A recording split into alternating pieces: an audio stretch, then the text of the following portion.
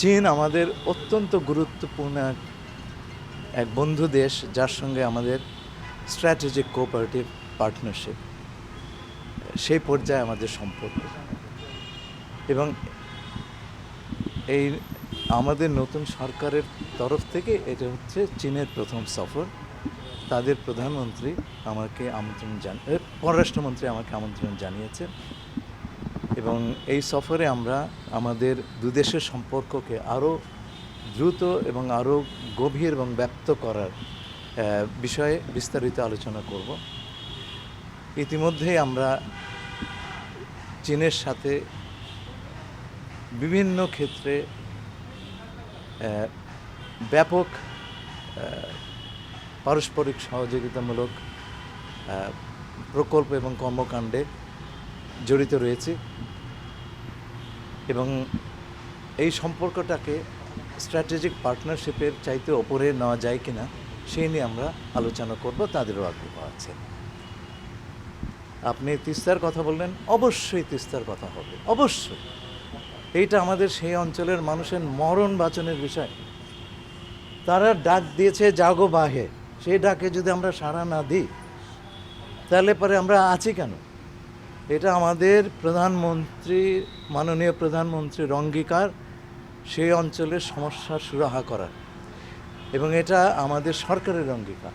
এই অঙ্গীকার আমরা পূরণ করব এবং চীন সফরে এই বিষয়টা আমরা নিশ্চয়ই আলোচনা করব। তিস্তা রক্ষায় চীনের সাথে আলোচনা এবং তিস্তার সাথে তিস্তা চুক্তিও আমাদের আছে ভারতের সাথে, যেটি বাস্তবায়ন হয়নি, আলোচনা পর্যায়ে আছে। বিজেপি সরকার কেন্দ্র বরাবরই বলে আসছিল, রাজ্য যেহেতু তৃণমূল কংগ্রেস মমতা বন্দ্যোপাধ্যায়ের একটি আপত্তি ছিল, সেই জন্য এই চুক্তির কোনো বাস্তবায়ন হয়নি। এখন যেহেতু পশ্চিমবঙ্গে বিজেপি সরকার গঠন করছে, আপনার কি মনে হয় তিস্তা সুরাহা হবে?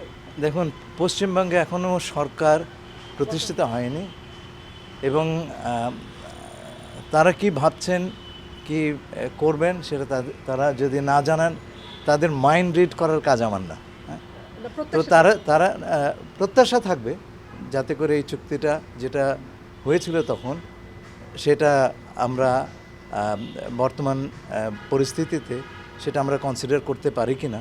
কিন্তু সেই জন্য তো বসে থাকা চলবে না, আমাদের কাজ আমাদের করতে হবে। এইটা নিয়ে আলোচনা হওয়া খুব ভালো এবং মুক্ত আলোচনা হওয়াই উচিত যে কোনো চুক্তি নেই। আর আপনি যেটা বললেন বাংলাদেশ 131, আমরা না, আমি 131টাতে শ্যাল বলেছে না, আমরা তো একা এই চুক্তি করি নাই, বিশ্বের অন্যান্য দেশগুলো করেছে। ইন্দোনেশিয়া 231টাতে এইরকম শ্যাল বলেছে। সুতরাং বাংলাদেশের চুক্তিটি যখন পাঠ করবেন তখন ইন্দোনেশিয়া, ভিয়েতনাম, ক্যাম্বোডিয়া, অন্যান্য যারা চুক্তি করেছে তাদেরটা পাশে নিয়ে পাঠ করলে পরে আপনি জিনিসটা ভালো করে বুঝবেন। আমি বলবো যে আপনারা সবাই মিলে সেটা দেখেন, সবার এটা হচ্ছে তুলনামূলক, দেখেন আমরা কি পেয়েছি কি পাইনি।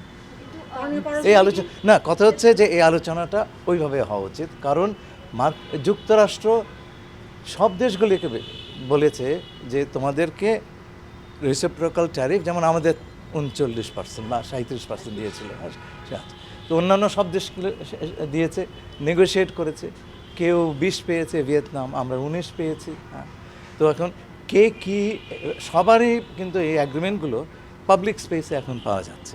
আপনারা বাংলাদেশের অ্যাগ্রিমেন্ট অন্যান্য দেশের অ্যাগ্রিমেন্টের সঙ্গে তুলনা করে পড়েন, তাহলে বুঝবেন যে আমরা কী রেট পেয়েছি, পলিসিতে আমরা কী কী বিষয়ে তাদের সঙ্গে চুক্তি করেছি, অন্যরাও কী চুক্তি করেছে, অন্যরা কি পারচেস কমিটমেন্ট কত, আমাদের পারচেস কমিটমেন্ট কত, সব মিলিয়ে দেখেন। সবচেয়ে বড় কথা যেটা হচ্ছে, তিস্তা পাড়ের মানুষের একটা বড় ধরনের ইকোলজিক্যাল বিপর্যয়ের মধ্যে তারা আছে। It's the matter of their economic security. আমরা যেভাবে পারি, যে কয়টা উপায় আছে, আমি সবগুলো উপায় আমরা এক্সপ্লোর করবো, যেটা সর্বোত্তম সেটাই আমরা নিব। এইখানে সবচাইতে বড় আপনার বিচার্য বিষয় হচ্ছে আমাদের মানুষের ইন্টারেস্ট, বাংলাদেশ ফার্স্ট।